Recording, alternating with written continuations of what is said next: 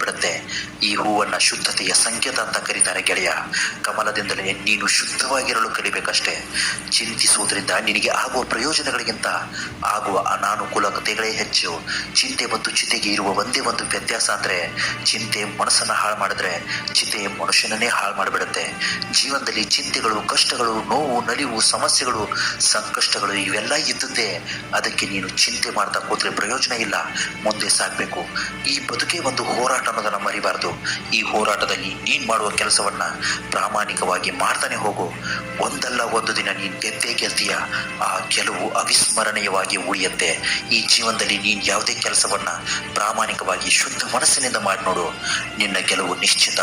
ಮಾನವನ ಸ್ವಯಂ ವಿನಾಶ ಮತ್ತು ನರಕಕ್ಕೆ 3 ದ್ವಾರಗಳಿವೆ.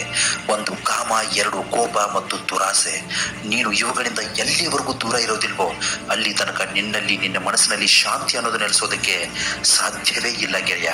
ಮನುಷ್ಯ ಹಳೆಯ ಬಟ್ಟೆಗಳನ್ನು ತ್ಯಜಿಸಿ ಹೊಸ ಬಟ್ಟೆಗಳನ್ನು ಧರಿಸಿದಂತೆ ಆತ್ಮವು ಕೂಡ ಹಳೆಯ ಮತ್ತು ನಿಷ್ಪ್ರಯೋಜಕ ದೇಹಗಳನ್ನು ತ್ಯಜಿಸಿ ಹೊಸ ಭೌತಿಕ ದೇಹವನ್ನು ಪಡೆಯುತ್ತದೆ. ಯೋಚಿಸುವುದನ್ನ ನಿನ್ನ ತಲೆಯಿಂದ ತೆಗೆದಾಕ್ಬಿಡು ಗೆಳೆಯ. ಎಷ್ಟು ಯೋಚಿಸಿದ್ರೂ ಅದು ನಿನ್ನ ವಿನಾಶಕ್ಕೆ ದಾರಿ ಮಾಡಿಕೊಡುತ್ತೆ ಹೊರತು ನಿನ್ನ ಸುಖಕ್ಕೆ ಅವಕಾಶ ಮಾಡಿಕೊಡಲ್ಲ. ಹಾಗೆ ಸಾಧಿಸಲು ಸಮಯ ವ್ಯರ್ಥ ಮಾಡಬೇಡ.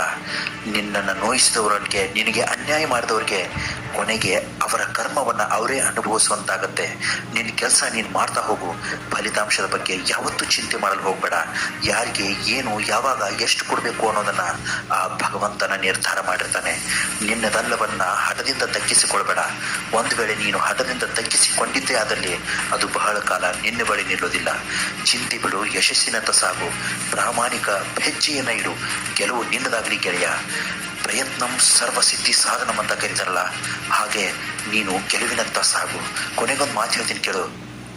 ನೀನು ಇನ್ನೊಬ್ಬರಿಗೆ ಕೊಟ್ಟಿರುವ ವಸ್ತುವಾಗಲಿ ಅಥವಾ ದಾನದ ರೂಪದಲ್ಲಿ ಏನೇ ಆಗಲಿ, ಮುಂದಿನ ದಿನಗಳಲ್ಲಿ 1000 ಪಟ್ಟು ಹೆಚ್ಚಾಗಿ ಅದು ನಿನಗೆ ಮರಳಿ ಬರುತ್ತದೆ ಅನ್ನೋದನ್ನ ಮರಿಬೇಡ.